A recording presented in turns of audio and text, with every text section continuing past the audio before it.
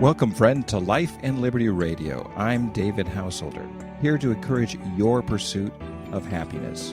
You and I are partners, exploring our shared spiritual journeys. Together, we're dreaming and working for a free society. Tell others today about our adventure in faith and freedom. So breathe in, open your mind, lift up your spirit. Let's get started. My wife surprised me by taking me to a movie on New Year's Eve. And I don't go to a lot of movies, but it's kind of fun to go once in a while. And there I was in the line, and we got popcorn and soda. And I remember using the butter machine there to kind of put the hot butter onto the popcorn. And we walked into the movie theater, and we went to see The Life of Pi.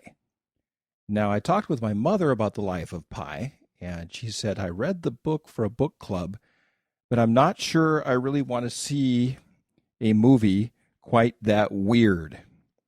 And so I thought, wow, this is going to be interesting. And I remember seeing some kind of a trailer with a boat and a boy and a tiger in it. Well, this isn't going to be a spoiler. I'm not going to wreck the plot for anyone. You can still go see the movie and get everything out of it. I'm going to deal more with the philosophical and theological implications of this incredible story. It was written by Yann Martel, and Yann Martel is a French-Canadian who grew up with parents in the diplomatic corps, probably lived all around the world and was real comfortable with all these different international things, and sets this story in India and across the Pacific Ocean, and it's got this real international vibe to it. It is a deeply spiritual story. It's a brilliant narrative written with dual narrative windows, with the main character, the protagonist, Pi, who is a young Indian teen, and he's looking back at those teen years from his 40s or 50s in Canada. And also the narrator himself puts himself as the author into the book, and he's narrating as he's interviewing the adult main character. So you see it from two different points of view. And I love books that experiment with point of view, POV. My own novel, The Blackberry Bush, does the same kind of thing with experimentation of point of view, multiple points of view. And a lot of people complain that that's too hard to follow.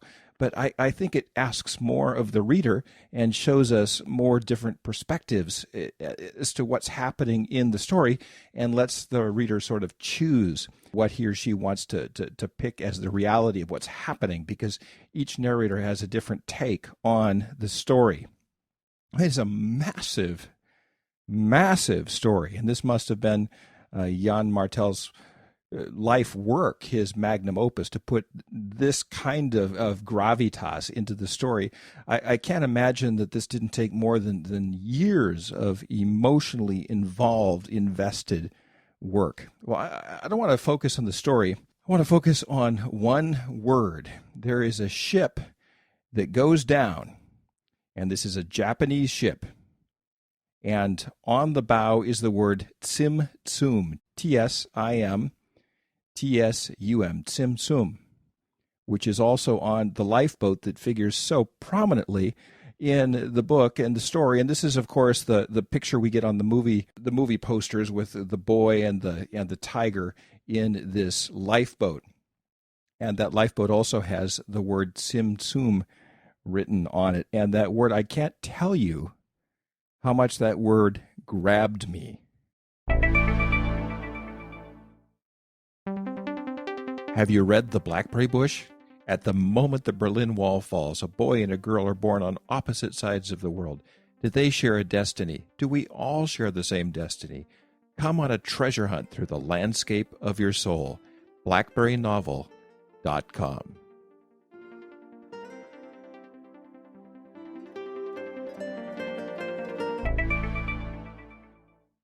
It sounds kind of Japanese, and it's supposed to be a Japanese freighter, but I look at that and I realize that's a Hebrew word.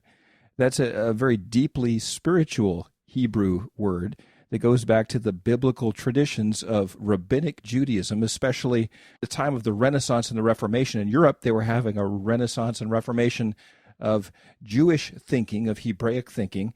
In Israel, in modern-day Galilee, the Galilee also, of course, of the New Testament of the Bible, centered around a town called Tzfat. And as I looked at the name of this boat, Tsimtsum, which is not there by accident, it's sort of a stealth word. You're thinking this is a Japanese boat. This must be a Japanese word, but it's not. It is a Hebrew word, and it's a word that I learned when I was in the town of Tzfat in June of 2011.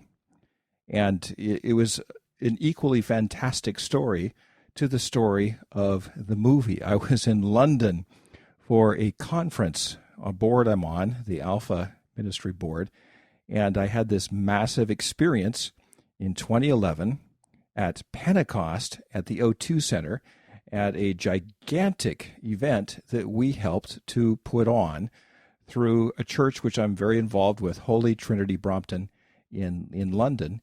And we put on this incredible 20,000 person celebration of Pentecost with a couple of other churches in London, Hillsong Church, and another church that was from Nigeria. And these three churches, we came together and put on this incredible event. And I was on the prayer team, and I ended up with the Nigerians, and they prayed over me, and a whole bunch of things happened which I can't fully account for.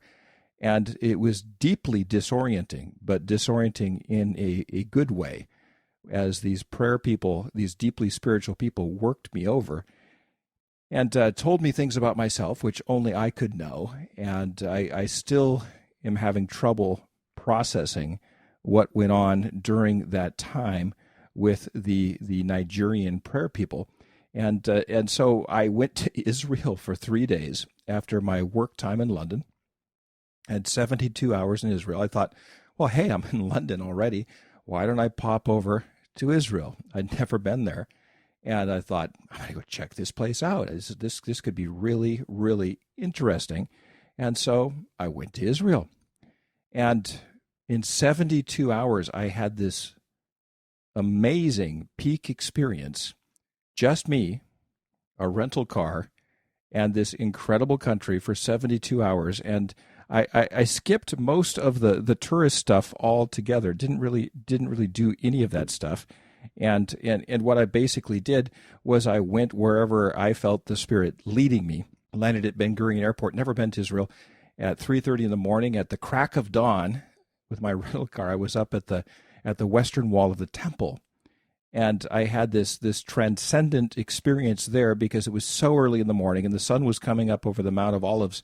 And this group of Orthodox Jews, a small group there because the tourists weren't there yet, came over and grabbed me, threw a hat on me, prayed over me, and brought me up to the wall, thinking I'm a Russian Jew, of course, which I'm not. And there I was with the wall, with my forehead on the wall, and the cool stone was there. And I really can't describe the sense of the presence of the Almighty that I felt there. Of all the places on planet Earth, this is probably the most 24/7, generation in, generation out place for prayer there has ever been. And you sense a supernatural presence just walking close to this place. It's overwhelming, actually, emotionally overwhelming. And I was so overwhelmed by that, and not necessarily in a good way. And I was just coming off of my encounter with the Nigerians that I took off in my rental car, and I ended up in Jericho, of all places, and traveling through the West Bank and through the Palestinian areas of this part of the world. Ended up a little bit farther north. It's a small country, at a little town called Tzfat in Galilee, where I encountered the rabbis. And I went from little synagogue to little synagogue in this town, which is like Wittenberg was for the Reformation, Tzfat was for the Jewish Reformation of the time, almost exactly the same generation. And all of these synagogues are still there, and the rabbis are at work. And because of my rather blessed education, I was able to keep up with all of them. And a lot of the older ones spoke Yiddish, so German worked for me. And of course, we were looking at Hebrew texts, which I'm very familiar with. And I had the most amazing couple of days of my life of Bible study, and I ran across words like Tsimtsum.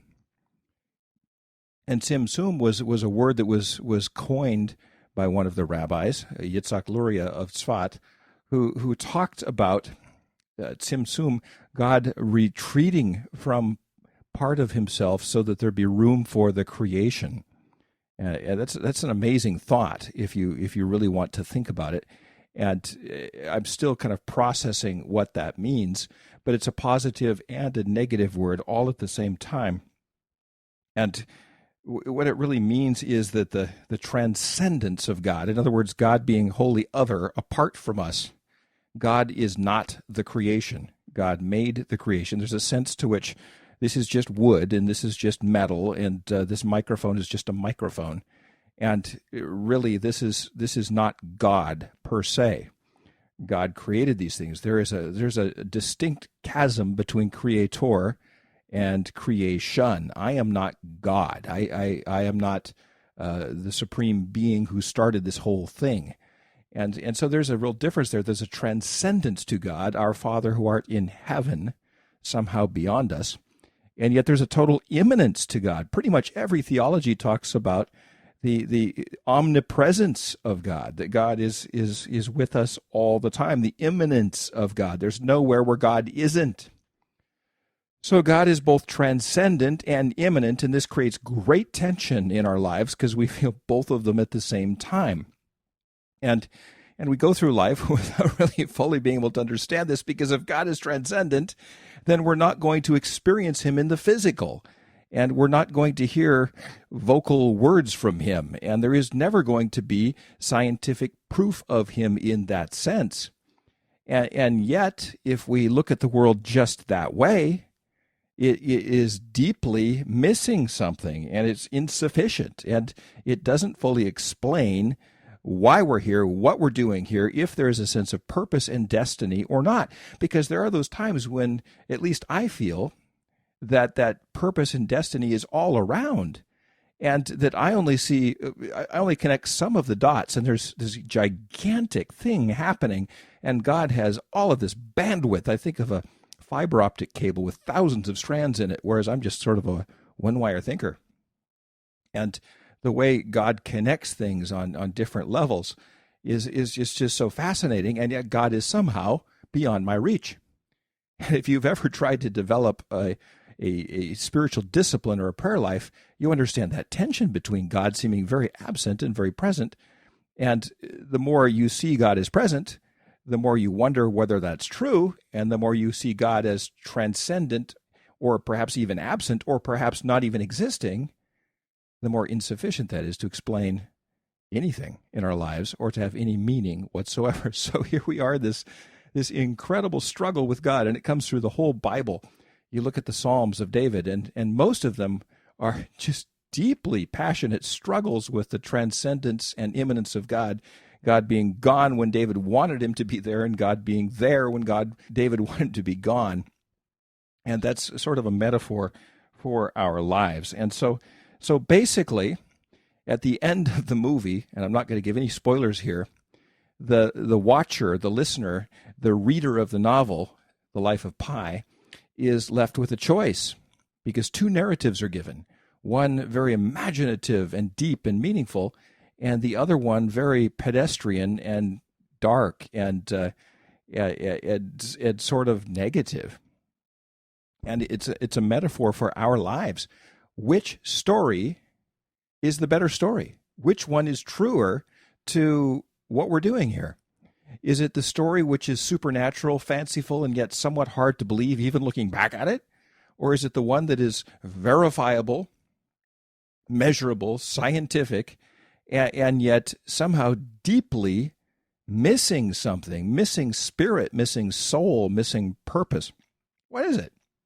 So we're left with that choice. Which makes the better story? The narrator in this movie, in the book, says, well, of course, the story with the tiger. And that, of course, is the spiritual story. And Pi says, and so it is with God. It's a beautiful story. And it's a metaphor for our lives. And I struggle with it, and you struggle with it. The life of faith, the life of